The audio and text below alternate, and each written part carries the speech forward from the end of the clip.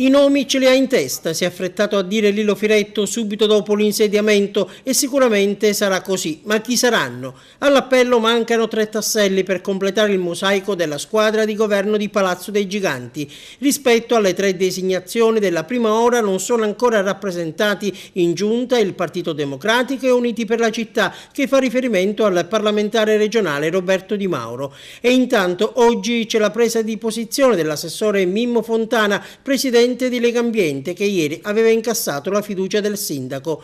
Fontana, indagato dalla procura nelle vesti di direttore delle Maccalube per la tragica morte dei 2 fratellini Mulone di Aragona, attraverso una nota precisa: perché dovrei dimettermi? È come un incidente stradale. Questa è una tragedia gravissima, ma che non c'entra con il mio ruolo. Non ho nessuna ragione per lasciare, osserva ancora Mimmo Fontana, anche perché mi sento estraneo da qualsivoglia responsabilità e sono sicuro di poterlo dimostrare.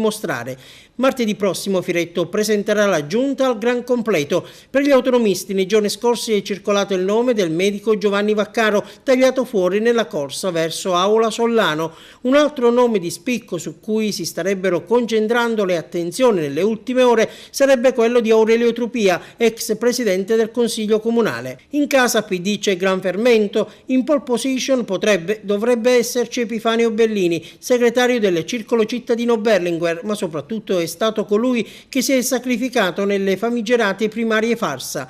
In prima fila ci sarebbe poi Maurizio Masone. Per lui si tratterebbe di un ritorno nell'esecutivo. È stato già assessore nell'ultimo scorcio dell'amministrazione Zambuto.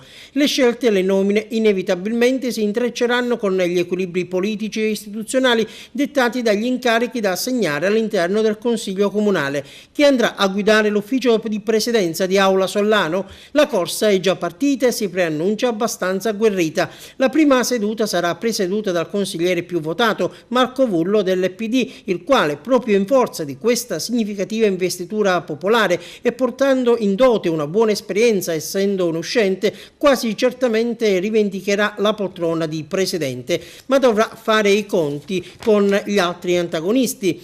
Danilo Amato, anche lui uscente eppure ex assessore, molto vicino alle posizioni del sindaco Firetto, a Gerlando Gibilaro, pronto a fare valere la sua ottima affermazione elettorale e il suo trascorso intriso di concretezza come assessore.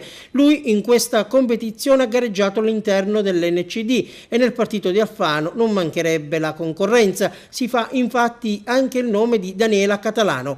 Sarebbe, dopo Maria Pia Vita, la seconda donna ad assumere nella storia politico-amministrativa di Palazzo dei Giganti la seconda carica istituzionale.